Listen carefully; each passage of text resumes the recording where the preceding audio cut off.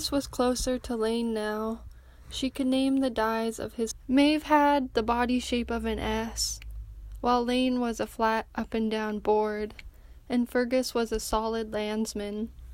He was a good smiling, staring at Laine, who was sitting on a rock with her knees in her chest now. "Why do you come here?" he asked.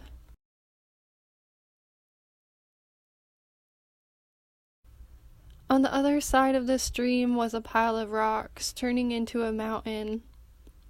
Sometimes she could get a handle on all this strangeness, but not now. She was so out of her comfort zone.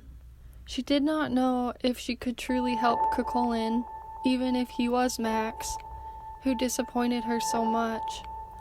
She was supposed to find him and help him in the Cattle Raid of Cooley, besides recording the battle. That's what she'd been sent here to do. She didn't even know where she'd find him. "Speak up. Don't be shy now," Fergus said. Laine wondered why didn't Medb also come down. She must have seen Fergus talking to her and sensed no real threat. "Can you tell me where I am?" Laine asked. Who's asking?" Fergus said. Just like Frank, he liked his little games of teeter-totter.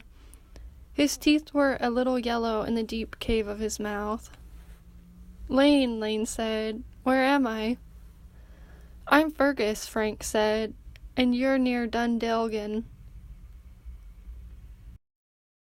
"No, you're not," Laine wanted to say. "You don't even have an Irish accent." Frank came from the south originally. "Oh, modern-day Dundalk," Laine remembered. It was on the edge between the northern border of Ireland and the Republic. It was situated in County Louth on the northeast coast.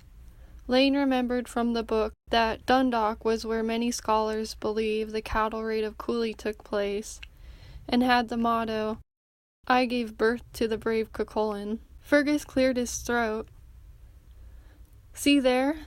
That's the Ulster border," Fergus said, pointing to higher ground, to an earthwork.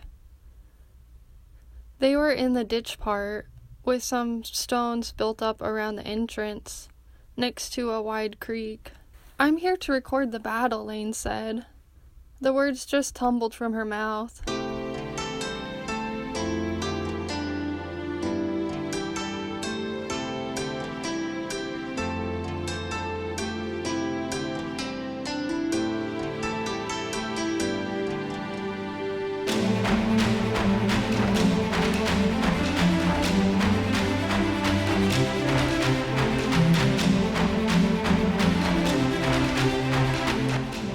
"Here to record the battle, huh?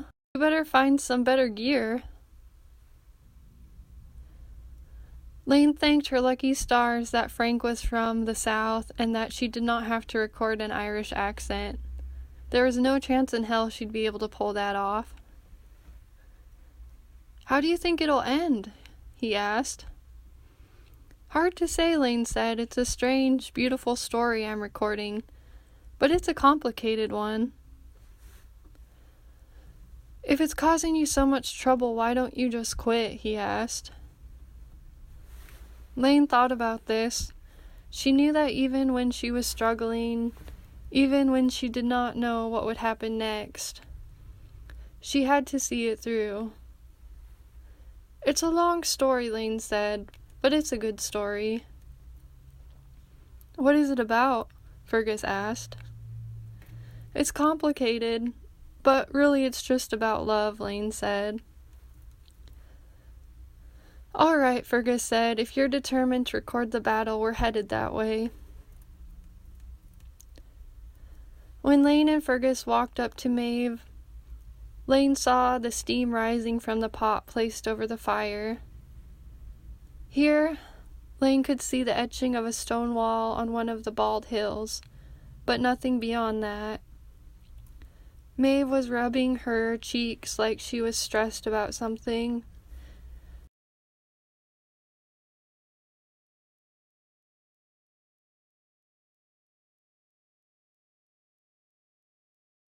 Now fully dressed, she had on a vest of armor over her brown frock that was tied the same way as Fergus's. Maeve seemed to judge her before even hearing Laine speak. She saw her look down at the sack of amber beads and what few of the Roman coins she was able to place inside. Laine opened her eyes. She was in Ireland. She saw the black-brown stones of the rocky creek at her feet. She saw the gate up the hill, the gates of Ulster. Somehow she just knew. The Cattle Raid of Cooley was starting, and she was in it.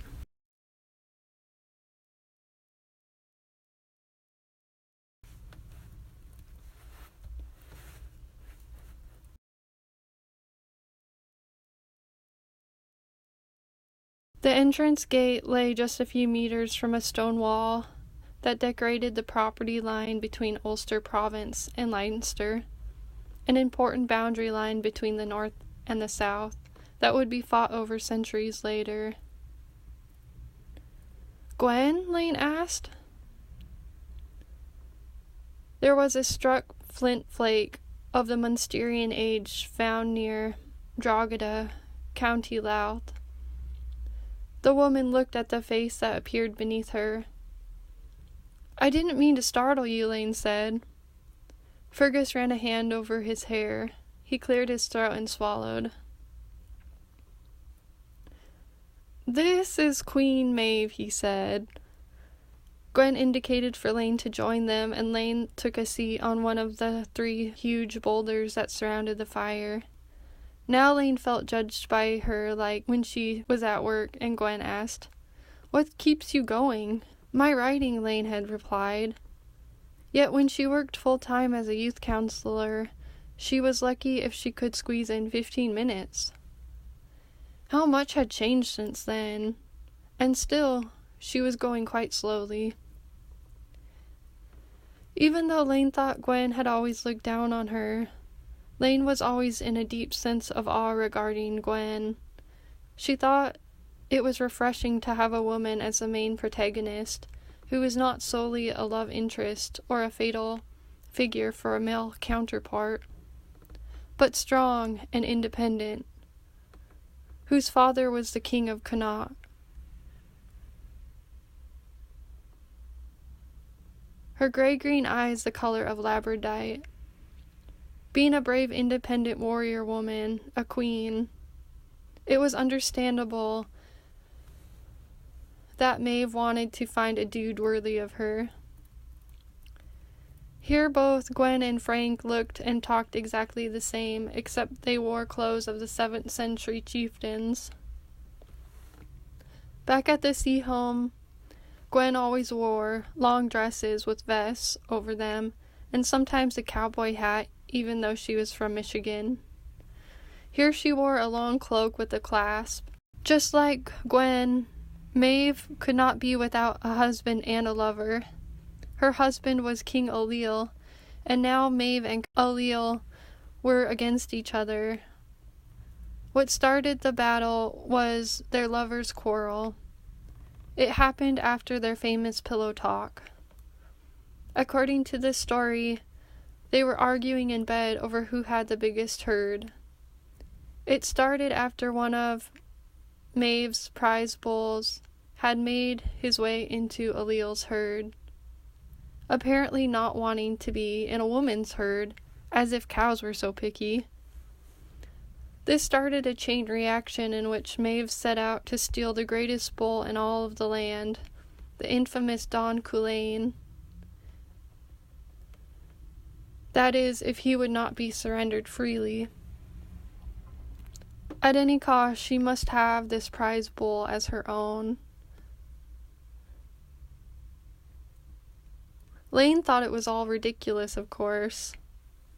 What catastrophe would make them come to their senses, cause them to realize that they were on the same team, coming from the same side with the same goal in mind? The husband and wife's feud, like what matter was it who had the most cows if they were part of the same kingdom?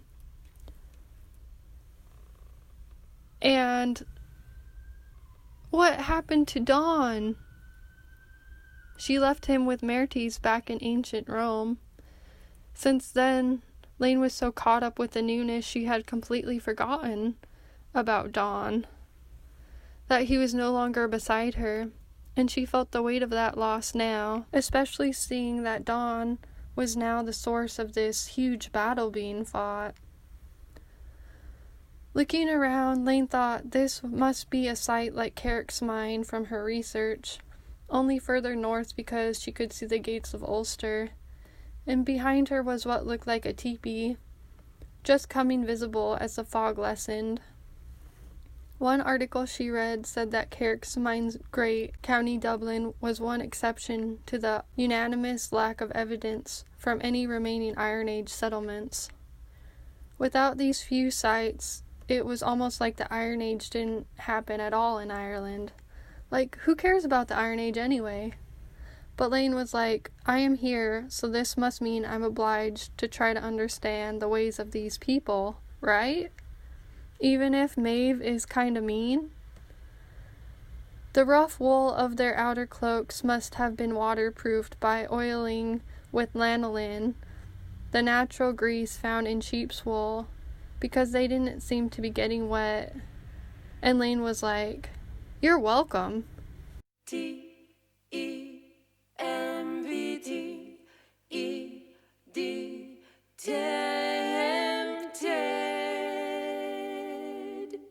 I was tempted. Tempted by your smile.